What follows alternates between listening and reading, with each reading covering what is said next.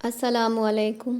آج کی ویڈیو میں ہم جانیں گے عالم برزخ کیا ہے اور روحیں عالم برزخ میں کیسے رہتی ہیں اور مرنے کے بعد کیا ہوتا ہے، جیسے کہ عالم برزخ کی زندگی کیسی ہے، یہاں پہ لوگ کیسے رہتے ہیں، اور یہ بھی بتائیں گے کہ عالم برزخ میں انسان چیزیں کیسے یاد رکھتا ہے۔ عالم برزخ کے بارے میں روایت میں بتایا گیا ہے کہ عالم برزخ کہتے ہیں دنیا کو، اور ہمارے لیے یہ 4 عالم ہیں: عالم ارواح، عالم دنیا، عالم برزخ، عالم آخرہ۔ اور ہر عالم کے احکام الگ ہیں اور ہر بندے کو ان سب سے گزرنا ہے، لیکن یہاں رہنے کا وقت الگ الگ ہوتا ہے۔ اللہ نے بندے کو ایک دنیا سے دوسری دنیا میں جانے کی الگ الگ وجہ بنائی ہے، جیسے کہ عالم ارواح یعنی روحوں کو اس دنیا میں آنے کا ذریعہ امی ابا ہے، اور اس دنیا سے برزخ میں جانے کا ذریعہ مرنا ہے، اور برزخ سے عالم آخرت تک جانے کا ذریعہ سور ہے جو حضرت اسرافیل علیہ السلام پھونکیں گے۔ لیکن آج ہم صرف عالم برزخ کے بارے میں جانیں گے۔ برزخ کا مطلب آڑ یا پردہ ہے، بندے کی موت سے لے کے محشر قائم ہونے تک کا ٹائم برزخ کہلاتا ہے۔ یعنی اسے یہ کہا جائے کہ مرنے کے بعد قیامت تک اسی جگہ روحیں رہتی ہیں تو یہ غلط نہیں ہے۔ یعنی سارے انسانوں کو موت کے بعد رہنا ہے یہاں، اور یہ برزخ ہماری دنیا سے کافی بڑا ہے، لیکن وہ بھی ایک دن ختم ہو جائے گی۔ قرآن میں اللہ کہتے ہیں، اور ان کے آگے ایک آڑ اس دن تک جس میں یہ اٹھائے جائیں گے۔ آپ لوگ جان لیں کہ عالم برزخ میں جانے کے بعد بندے کا آخرت کی طرف سفر شروع ہو جاتا ہے۔ نبی صلی اللہ علیہ وسلم نے فرمایا، بے شک آخرت کی سب سے پہلی منزل قبر ہے۔ اگر قبر میں بندہ کامیاب ہو گیا تو آگے کا سفر بھی آسان ہو جائے گا، اور اس میں کامیاب نہیں ہو پایا تو آگے کا راستہ کافی مشکل ہوگا۔ نبی صلی اللہ علیہ وسلم نے حضرت عائشہ کو بتایا کہ قبر میں عذاب مسلمانوں کو بھی ہو سکتا ہے اور گناہوں کی وجہ سے ان کو عذاب ہوگا۔ پھر حضرت عائشہ نے یہ بات مان لی، اور نبی صلی اللہ علیہ وسلم نے فرمایا، جب بندے کا انتقال ہو جاتا ہے تو اس پر صبح شام اس کا ٹھکانہ دکھایا جاتا ہے۔ اگر وہ جنتی ہے تو جنت والوں کی جگہ دکھائی جاتی ہے، اگر وہ جہنمی ہے تو جہنم والوں کی جگہ اس کو دکھائی جاتی ہے۔ پھر کہا جاتا ہے، یہ تیرا ٹھکانہ ہے اور اللہ تجھ کو قیامت کے دن اٹھائیں گے۔ پھر جب روح عالم برزخ میں آتی ہے تو اس میں بھی 2 جگہ ہیں۔ ایک کا نام علیین ہے جس میں اچھی نیک روحوں کو رکھا جاتا ہے۔ دوسری جگہ کا نام سجین ہے جس میں بری روحوں کو رکھا جاتا ہے۔ ساری روحیں قیامت کے وقت تک یہیں رہیں گی۔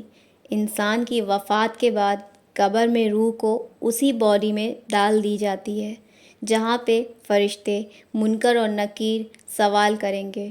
اگر سوال کے جواب صحیح ہوئے تو آسمان سے آواز آتی ہے کہ میرے بندے نے سچ کہا، اور اس کے لیے جنتی بچھونا بچھا دو اور اسے جنتی لباس پہنا دو، اور اس کی قبر میں جنت کی کھڑکی کھول دو۔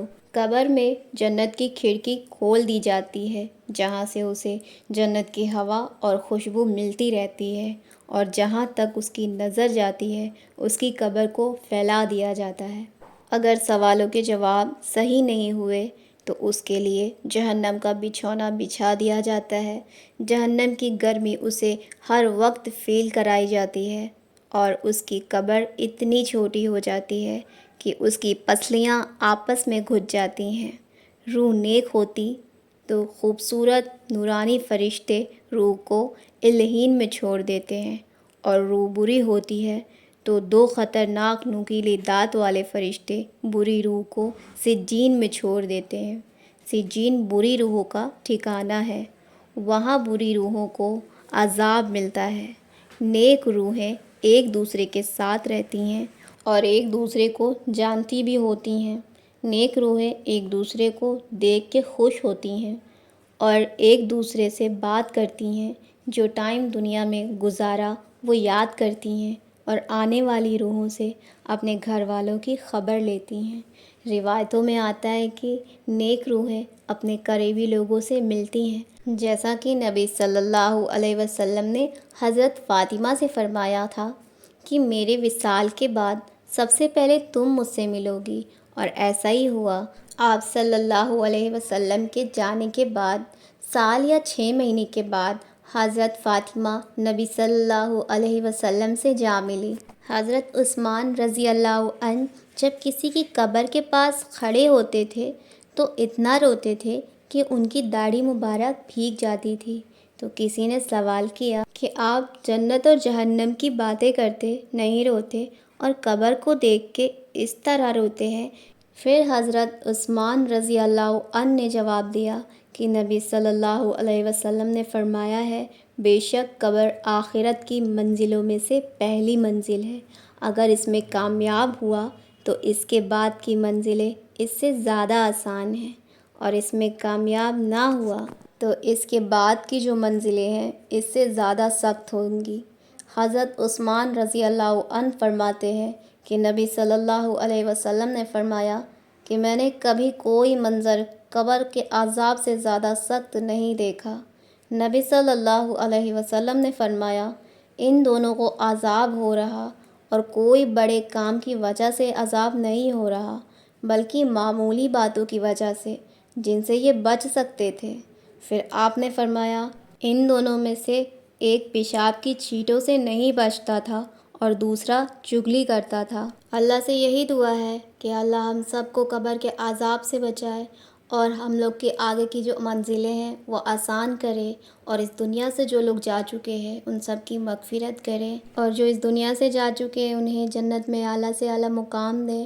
کومنٹس میں سب لوگ آمین ضرور لکھیے گا، اور یہ ویڈیو اگر آپ کو اچھی لگی ہو تو میرے اس چینل کو سبسکرائب کر دیے گا، لائک کر دیے گا، شیئر کر دیے گا۔ السلام علیکم۔